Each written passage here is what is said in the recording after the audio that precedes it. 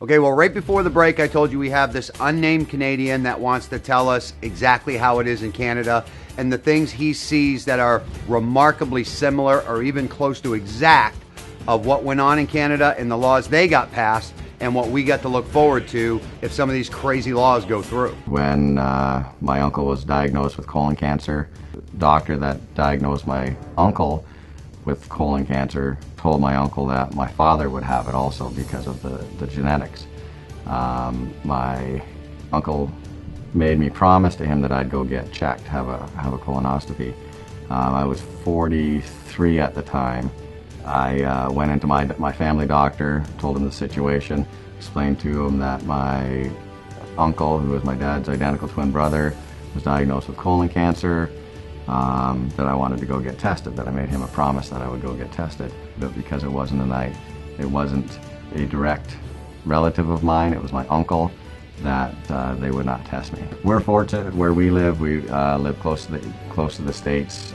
We can go across and get tested and have medical treatments over in the States. We have to pay for it. It's not free, but at least you have that option. In Canada, you have no option. If you want to go have a surgery, you want to go get tested, there's very strict parameters of what you can get tested for, at what age. You do not have a choice in what doctors do your surgeries, where in the States, obviously you have those different options. You can go to a different hospital. So let me get this straight. Your government-run healthcare won't even allow you to get a test done. You can't even pay for it or anything.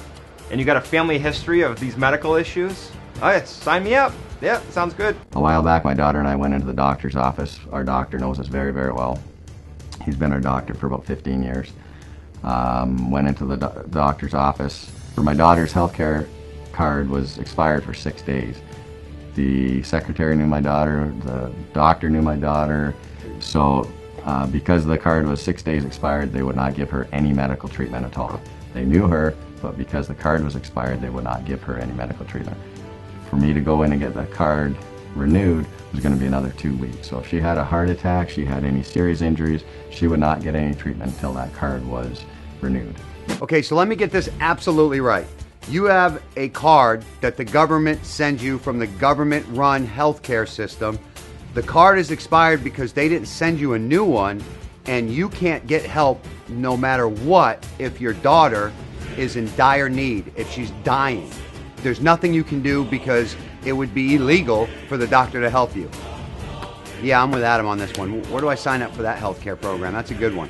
Okay, in Canada, we have a maximum shot capacity in our magazine of 5.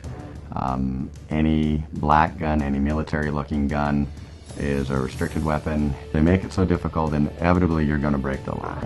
The laws are so strict and so difficult to follow. I literally took my restricted weapon into the gun store, handed it to them, and it's just easier that way because inevitably you're going to get charged, and when you get charged with a restricted weapons permit, they come in and take all your firearms, and you can never have another firearm. So let me get this straight. These laws are so convoluted that it's easier for you to turn in your gun than to risk breaking the law. Sound familiar, Connecticut? New York?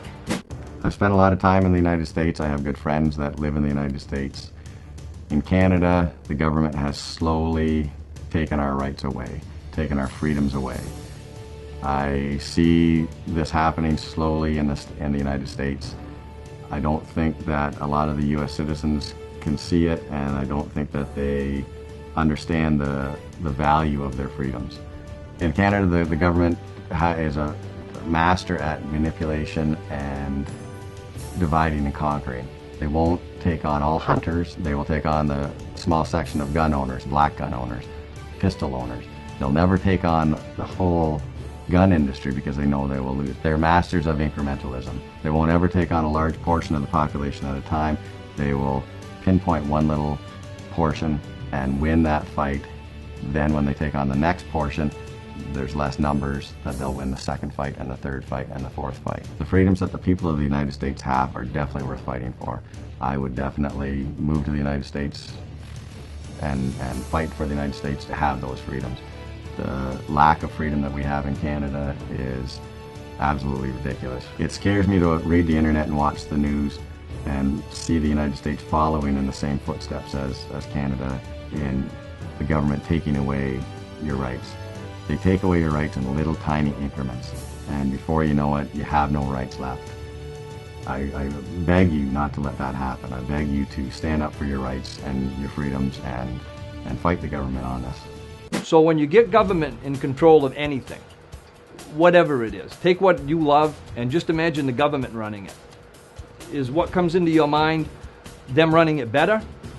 Or is it this joke that we just saw? The government doesn't run anything better. The government doesn't build anything. The government doesn't sell anything. The government has no services. The government sucks the life out of what we do and make it worse because they know what's best for us, better than we do. Whether it's health care, government-run health care. How's that look for you? Doesn't look very good to me. And firearms, can you imagine giving up your firearm because it's safer for you to do that as a law-abiding citizen, a law-abiding individual, somebody who cares and does things right, and you're going to give it up because it's easier than potentially becoming a felon by not doing anything wrong? Think about that. Doesn't that make you want to wrap your head in duct tape? That's ridiculous. So why are we having this discussion? Why are we talking about health care? Because it matters, and it's got to do with your freedom. We're freedom fighters. I'm a freedom fighter. Blaine and Adam are freedom fighters. You're a freedom fighter. And it's important. The First Amendment, the Second Amendment, we're not gun nuts. This isn't about guns. This is about a much bigger picture. This is about freedom. And it's all affected. And it's all wrong once it's overregulated and the government gets into control. This gentleman talked for almost an hour. We can't possibly show you everything. I'm going to give you a quick version of another story he told me. Basically, he's a contractor, has a contracting business. At the end of each year, the government goes into his bank accounts, looks at his cars, looks at his house, looks at his general net worth, digs right into his life. And then at the end of it all, they tell him how many houses he can build. And he can't build one more than what they tell him he can build. Does that sound free to you?